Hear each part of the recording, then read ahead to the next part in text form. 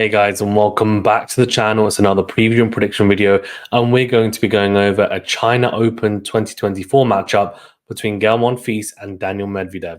And I cannot wait to get into this one because the head-to-head is 2-all, as you can see on screen, and we've teamed up with Matchflow Graphics to give you guys the best preview possible. Before we get into it, though, remember that like button, do subscribe if you're new, and do leave a rating or review if you're listening on a podcast platform. So first of all, what we're going to do is have a quick look into the interesting nuggets of information you can see on screen, or if you're listening, don't worry, I'll go through it. And then we're going to talk about their form, so how both players have looked throughout this year so far, briefly touch upon the head-to-head, and then I'll break down strategically and tactically how I think the match might play out. And ultimately, I'll give you guys my prediction. So as you can see on screen, or if you're listening, I'll tell you, the matchup is in Beijing, and it's going to be on a hardcore outdoors, and it's the first round matchup on an ATP 500 in China. Gael Monfils currently ranked at 46, Daniil Medvedev ranked at number 5 in the world.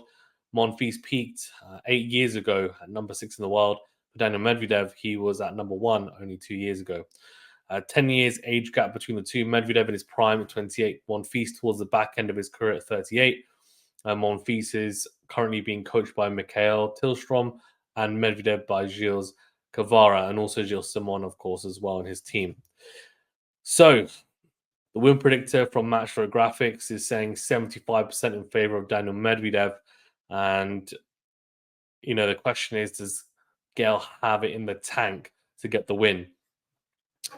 Now, in terms of form, and we can go into that now. So Daniil Medvedev has had a pretty good year. I mean, it's not been his best year. Obviously, no Slam won and no tournaments won, which will be something that will continually be highlighted. The last time he won a tournament was in Rome last year, so that's now coming up to a year and a half. But a final at the Australian Open, then a final at Indian Wells, semi-finals at Dubai, Miami, and Wimbledon. Quarterfinals of the US Open, where he lost to eventual champion Yannick Sinner.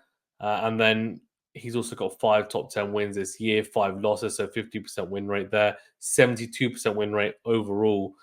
And the 5 wins against top 10 players have come against Dimitrov, Sinner, Dimitrov again, and then Hakac and Zverev throughout the year.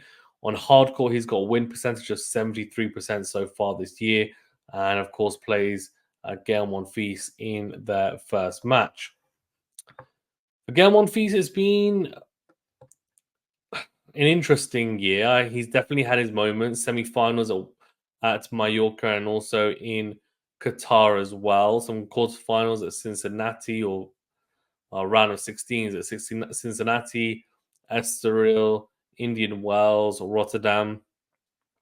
He's only beaten 2 top 10 players. There was the big surprise upset against Alcaraz in Cincinnati, where he beat the young Spaniard. And then he also beat Hakac in the round of 64 at Indian Wells, the second round matchup there. But the only 2 top 10 wins he's had so far this year. His win percentage on hardcourt is 52%, which is just a little bit above his win rate this year, which is at 50%. In terms of strategically and tactically, then let's break that down. Actually, before I do, well, I guess I can feed that into the head-to-head. So, look, I mean, they've played each other 4 times. The only time they played on outdoor hardcourt was 2 years ago in Miami. Monfils came out on top.